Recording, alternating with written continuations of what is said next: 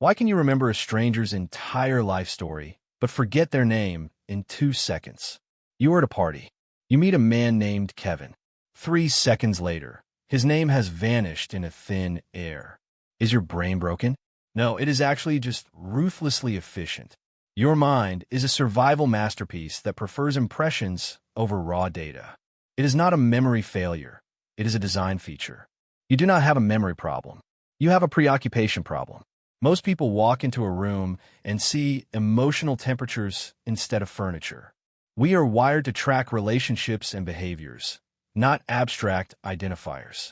Names are just arbitrary sounds that don't connect to a web of meaning. This disconnect creates a psychological trap known as the Baker-Baker paradox. Imagine I tell you a man is a baker.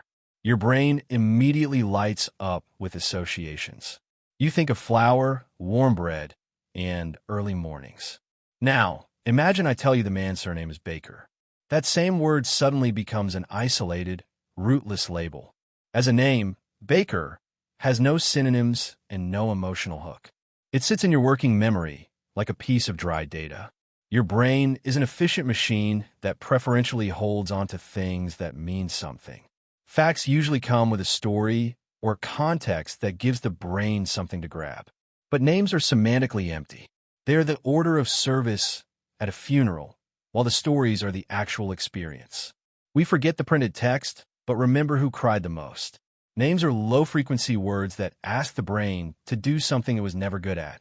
The mechanics of your brain actually make name forgetting an evolutionary necessity.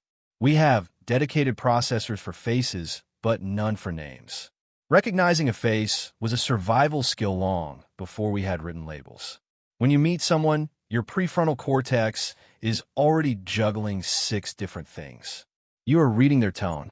You're checking their eye contact. You are calculating your own social standing.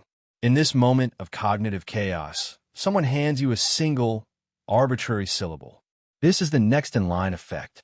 You are so busy preparing your own response that you bulldoze over the introduction. You are essentially editing yourself in real time. This hyperactive self-awareness is why socially anxious people struggle the most. You are being rude. You're just mentally 3 steps ahead. Your nervous system is bracing for a connection instead of relaxing into a label. But stories are the social glue that binds our species together. After nourishment, shelter, and companionship, stories are the thing we need most. When you hear a story, your whole brain starts to work in harmony. It is like an orchestra coming together under a master conductor. Neuroscience calls this neural coupling. When someone describes a moment of tension, your audience's brain activity mirrors yours. Your brain doesn't just listen to a story, it literally experiences it. Raw data only activates the language centers, but stories fire up your sensory cortices and your limbic system. If you describe the scent of pine, the listener's sensory regions light up. This simultaneous activation creates a rich, immersive experience that mirrors real-life perception. We are 22 times more likely to remember a fact if it is wrapped in a narrative. This is because emotional experiences are sticky. Emotional arousal enhances memory encoding by strengthening cohesion across brain networks. When you feel something, your brain releases oxytocin. This hormone builds trust, empathy, and connection. It turns a stranger into a tribe member in your mind. Your brain prioritizes information it deems immediately useful for survival. Narratives allow us to make sense of disruption and restore equilibrium. They help us navigate the tangled web of human experience. For the Xennial or Gen X brain, this narrative intuition is even stronger. You grew up in an analog world where boredom was common. You learned to solve problems with patience and a screwdriver. This deep encoding means you value information that requires effort to obtain. You prefer the biography of an object over its barcode. So, how do you bridge the gap between your love for stories and your hate for names? You have to manually build the associations that your brain refuses to make.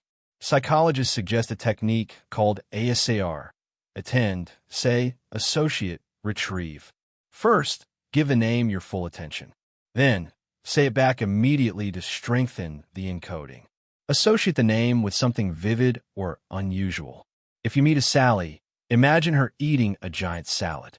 Use the method of loci to place names in a mental palace.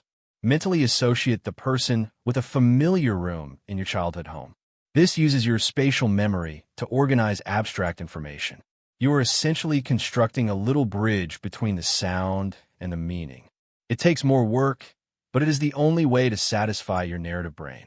If you struggle with names, but remember life stories, your memory is working perfectly. It is prioritizing meaning, context, and relevance over arbitrary labels. You are a highly associative thinker with a rich contextual memory.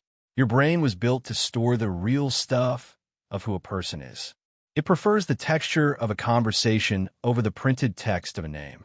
The name was always the least interesting thing about them anyway. It is just an arbitrary sound assigned before they did anything worth remembering. You are not absent-minded or dismissive. You are a lighthouse that remembers the darkness and navigates the storms. You cherish the peace of a deep connection. Your survival became insight, and your pain became compassion. You are just a walking paradox who knows that life is both beautiful and brutal. Stop feeling guilty for being human. Your brain is just waiting for a better story to tell. Use these tools to honor the spirit of the people you meet. After all, names are just the beginning of the narrative.